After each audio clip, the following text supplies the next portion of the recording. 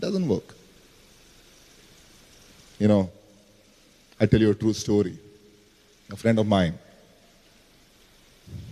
this person, he was a very rough guy. Very rough. Involved in a lot of fights. Used to work as a cook. You know, he was a footballer, but he had a injury, knee injury, and then so he could not play anymore.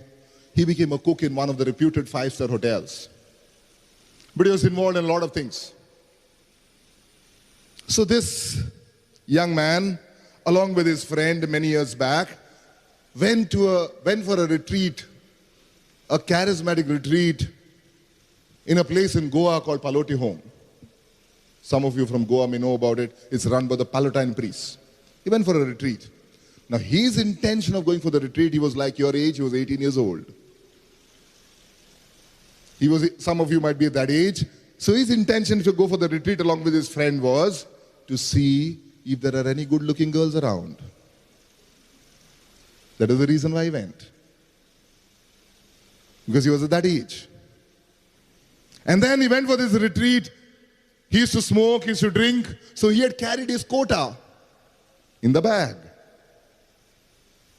It was there in the bag. I do not know if some of you have your quota.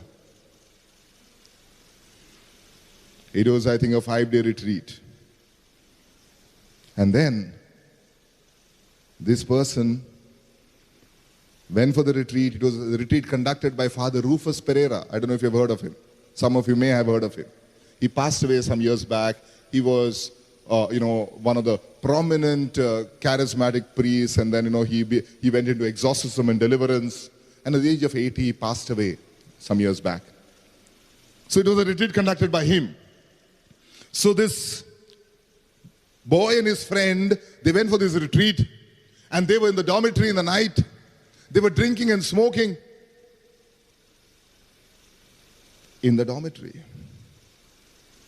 And nobody dared to say anything to them because people knew these guys were rough guys. Don't mess with them, leave them alone. And so they attended the retreat. They were fooling around. They were talking, joking, laughing, not listening. And then, the third day,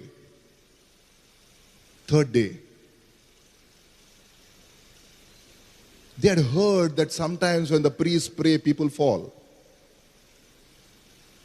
So, the priest started praying and some people started falling here and there.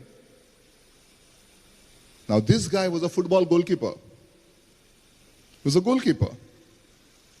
So he put his legs like that so that he doesn't fall. And his friend was standing next to him. His friend fell. The priest was not touching. The priest was just praying from the altar, and different people were falling. So the friend next to him fell. And this guy didn't fall. And after about half an hour, the friend woke up and looked at this boy. They were friends for so long. They had smoked and drank the previous night. And wakes up and tells him, you have to change your life. This guy who smoked with him yesterday night, who drank with him yesterday night, wakes up after half an hour on the ground and tells him, you have to change your life. He said, nonsense, change my life? Who are you to tell me? You drank with me yesterday in the dormitory. You smoked with me in the dormitory. So he said, this guy is also gone. No use. I'm all alone now. So then after that, he had to go for confession. He went for confession. And then, he decided to fool around even during confession. So he went and told the priest, Father, I said a few bad words. I got angry with my mother. The usual stuff, which you can just get away. There's no accountability. So he said the usual stuff. And then the priest gave him absolution. He was happy he had fooled. He had heard that this priest can read the conscience and all that. Nothing happened. He was happy. He went up. The priest told him, go up and sit in the chapel. So he said, okay. He went up and sat in the chapel.